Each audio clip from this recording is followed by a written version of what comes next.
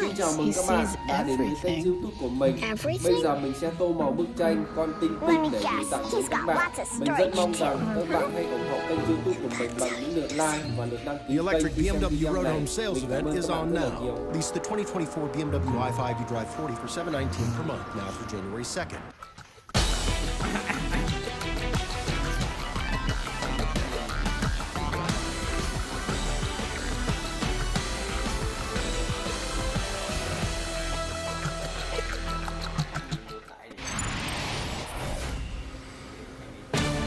In what was billed as the MVP Bowl, one shined and one fluttered.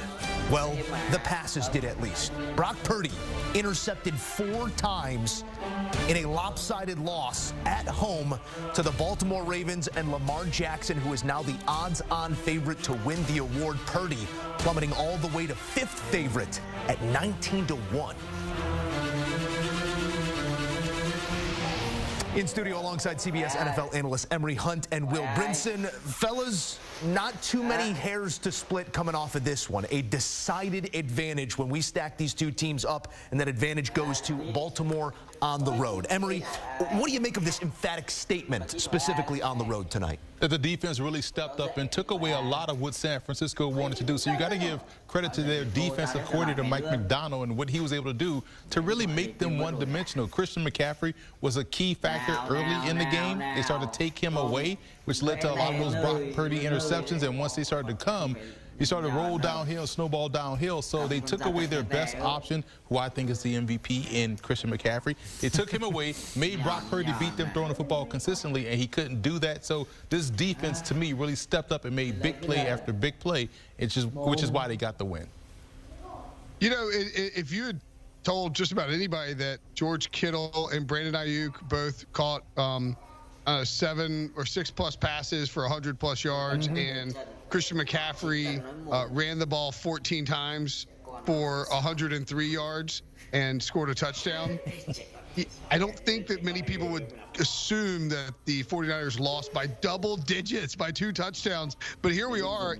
This is, I think, the most emphatic statement of the season from this Ravens team and this Ravens defense. We've seen them do this twice already this year to NFC teams. They did it to the Lions in Baltimore. They did it to the Seahawks in Baltimore. And both those teams were riding high when they came into Charm City. They got blown out. The Ravens took the show on the road here, went to San Francisco, and bludgeoned the 49ers. I mean, this game was, you know, this is supposed to be a delightful Christmas night special between the 2 1 seeds. And instead, look at the Grinch. Zay Flowers rolled into town and stole the presents from Whoville or Brockville. I mean, look, the Brock Lobster, man, he turned into a chunk of coal, throwing 4 picks.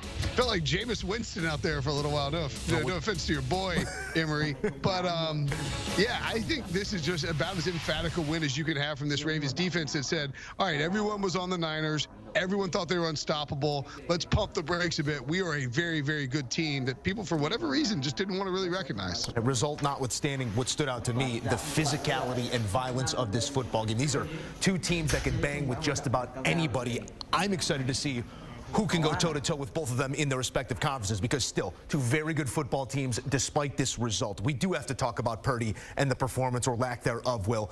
You did have 2 tip passes, you did have an arm hit, but all interceptions belong to the quarterback. 4 on the night for Purdy.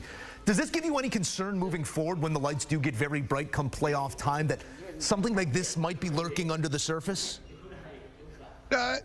Not necessarily, Joe. I think that it's more about what Baltimore does as a defense, disguising the blitzes, bringing pressure in exotic formats, and just really making life difficult on a quarterback, particularly when you get this is the thing about San Francisco and Brock Purdy. And this is not taking away from how good he is at what he does when he's on the field. But this team and this quarterback and the success that they've had over the past year plus has largely been while front running. When they get behind and they're forced to play from behind and they're forced to throw a ton and they're forced to, it changes the play calls for Kyle Shanahan, and it changes how Brock Purdy's going to act. And look, he was under absolute pressure in the pocket. So I don't panic about, oh boy, what happens if they get to the Super Bowl? Is he going to do this? I sort of think, man, Baltimore really wasn't getting its due in terms of what they do as a defense and how good they are as a defense, although obviously Emory and I both picked them to win. Yeah, and it's funny because when you think about